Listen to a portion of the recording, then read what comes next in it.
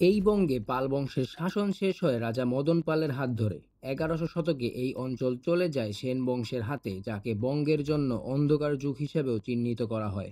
এ সময় সেনদের সাম্রাজ্যের বিস্তারও কমে সীমাবদ্ধ হয়ে যায় পশ্চিমবঙ্গ এবং বাংলাদেশের পশ্চিম অংশ পর্যন্ত।